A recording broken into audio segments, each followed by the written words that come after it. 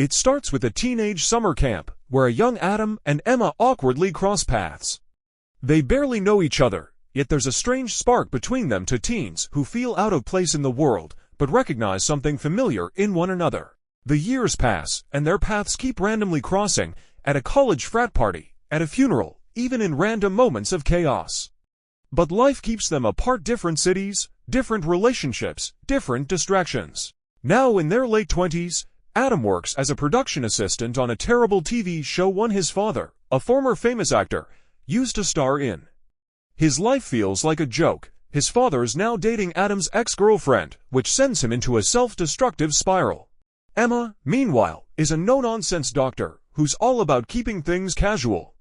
She's focused, brilliant, and allergic to emotional attachment. Her time is spent working 80-hour shifts at the hospital, not falling in love. One night, after a drunken bender and a series of awkward texts, Adam wakes up half-naked in an unfamiliar apartment.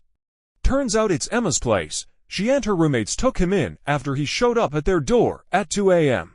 completely hammered and offering cupcakes in exchange for a hug. It's weird but not unwelcome. The next morning, something happens. Something inevitable. Adam and Emma sleep together. It's casual, natural, no expectations. But instead of running from it, they both decide to lean into it with rules. No cuddling, no jealousy, no falling in love. Just sex, whenever they want, with none of the emotional mess that comes with a relationship. At first, it works, it really works. Their chemistry is undeniable. They meet in parking lots, stairwells, hotel rooms.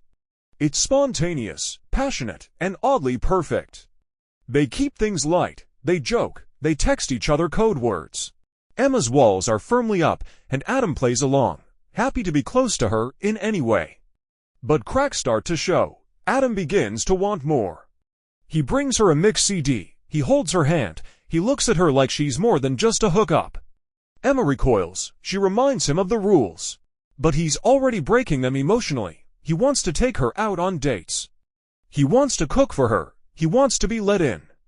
Meanwhile, Emma keeps pushing him away. She's terrified of losing control. Love, for her, means vulnerability, and she's seen too much heartbreak to let that happen. When Adam finally confesses that he wants something real, she shuts it down. Not cruelly, but coldly. She's just not ready. Or maybe she's just scared. They part ways. Emma buries herself in work. Adam tries to move on, even goes on other dates, but no one compares. They see each other again when Adam's father ends up in the hospital. Emma, being on duty, has to treat him. The awkward tension between her and Adam is heavy. He tries to act unaffected. She pretends it's fine, but it's not. They're both aching. Time passes. Adam channels his heartbreak into something creative. He starts writing. His boss notices. He begins getting real recognition. Emma, despite her efforts, can't stop thinking about him. When one of her patients dies, she has a breakdown, and the only person she wants to call is Adam. They meet again. This time, it's more honest. She apologizes not just for rejecting him, but for not being brave enough to let him in. He listens, but he's guarded now. He's not angry, just tired of chasing someone who doesn't want to be caught, and yet, Emma surprises him. She asks him out, not for sex, not for a favor, just to get pancakes and talk. From there, their story begins again, but different.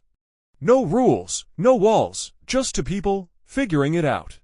Emma opens up. She shows up to his events. She brings him food at work. She even lets him into her home and her routines. For the first time, she's not keeping love at arm's length. Dylan realizes that Jamie isn't just another name in his contact list. She's his best friend, his safe place. The only person who challenged him and comforted him at the same time. And Jamie, she feels it too. That maybe she's been looking for love in all the wrong places when it's been right in front of her the whole time. The movie builds to a grand gesture. A rom-com moment Dylan would have made fun of, until now, because love. It doesn't follow the rules, it breaks them. And when Dylan arranges a flash mob in Grand Central Station, it's cheesy, over the top, totally uncharacteristic, but it's real. Because for the first time, he's not scared to feel, he chooses her. Not just for the laughs, or the sex, or the convenience, but for the connection. Jamie doesn't run, she stays. They finally drop the labels and lean into what they really are, to people who belong together. Friends with Benefits asks, can you sleep with someone, laugh with them, live with them, and still pretend it's just a thing?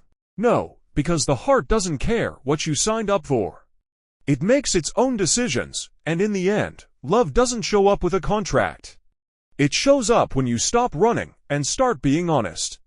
Not just friends, not with benefits, but something deeper, something real.